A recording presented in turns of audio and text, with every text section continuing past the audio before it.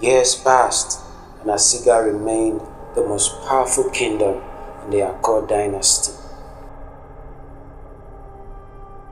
But its power was shadowed by a creeping unease that settled over the land like a heavy fog. The once joyful song of the village had been replaced by the whispers of dread. The villagers had grown weary, their eyes haunted by memories of the red sky and the cries of the firstborn taken by the forest. No amount of power could fill the void left by their loss.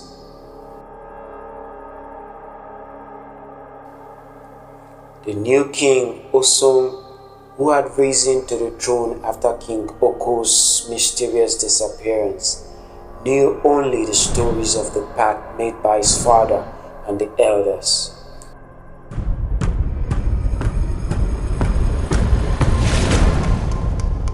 He was a proud and ambitious ruler, determined to expand Assiga's influence further.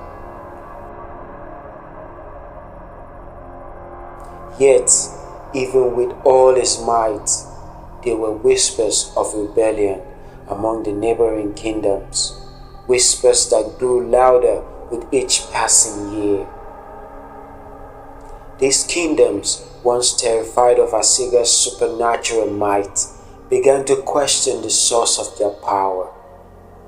Rumors spread of Assiga's unholy pact, and the kingdoms plotted in secret, seeking a way to undo the dark magic that bound them.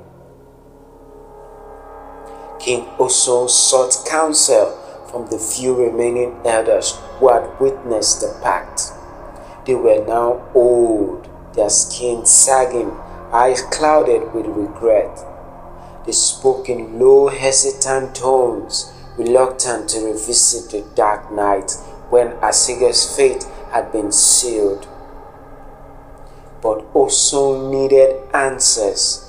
He needed a way to secure his kingdom without relying on the curse that now threatened to consume them all. One elder Effa finally spoke up. "There is one way," he said, his voice shaking, "but it's not without danger. Ndebi's hold on us is strong, but not unbreakable. If we could find the lost children, if we could bring them back, perhaps we could appease Ndebi. But the forest does not give up what it has taken willingly." Effa's words hung in the air, heavy with the weight of impossible hope. The lost children were long gone, claimed by the spirit many years ago. Still, Osong was desperate. He assembled a group of his best warriors, those who had proven themselves time and time again in battle. He gave them one simple command: "Bring the children home." The warriors entered the Enyima forest at dusk, just as the shadows began to stretch and the air grew cold. They moved carefully, their weapons ready, eyes darting between the twisted trees. The deeper they went, the darker it became, until the forest was a maze of shadows and whispers.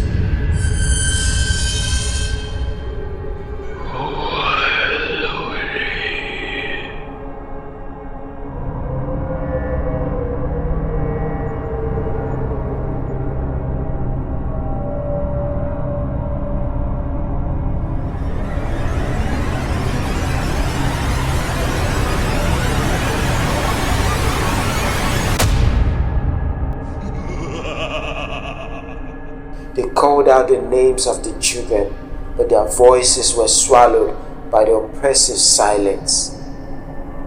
Hours passed, and then the warriors saw them, the ghostly figures of the lost children, pale and transparent, drifting between the trees.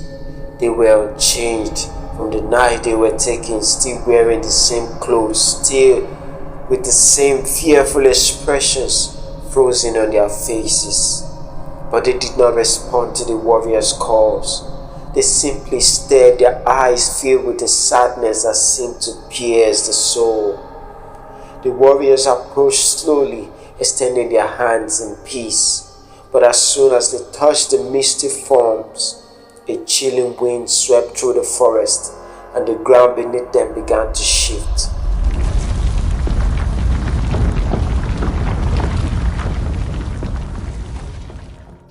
Ndebi's voice echoed through the trees, a low rumble that shook the very earth.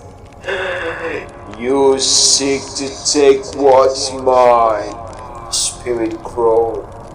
You cannot undo the price that was paid. Suddenly the forest came alive with movement. Trees twisted and contorted, roots surged from the ground, and the air filled with the cries of spirits, lost souls claimed by Ndebi over centuries. The warriors fought bravely, hacking at the roots and feeding off the apparitions, but it was clear they were outmatched. One by one, the warriors fell, dragged into the earth or swallowed by the shadows until only a few remained. As the last of the warriors turned to flee, the forest erupted in red mist and Ndebi appeared before them, more terrifying than ever. Its form was ever-changing, a swelling mass of darkness with countless eyes, each one burning with the fire of the cursed pact. The children are mine, it hissed. Assiga belongs to me.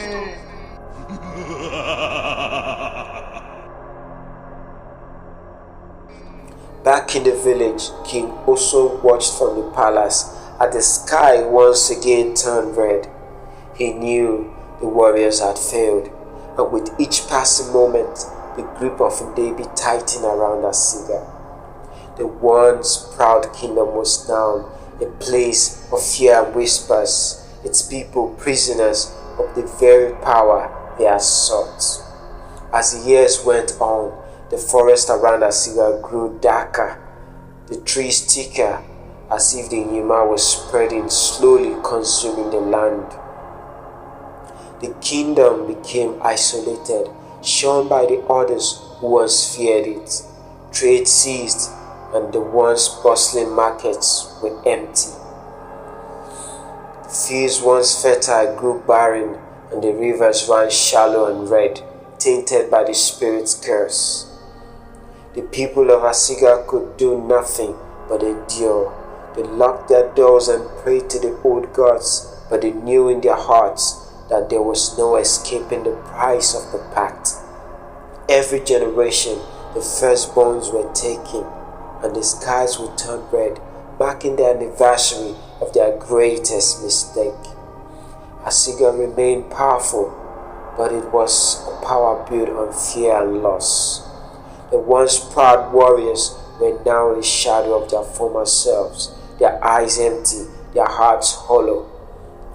They lived not as conquerors, but as prisoners in their own land, bound by a curse that could never be undone. And so, Assiga stood the smallest kingdom that had conquered all, yet was conquered by its own ambition, a kingdom forever haunted by the pact made in the depths of Enyima forest, a pact that turned power into poison and glory into greed.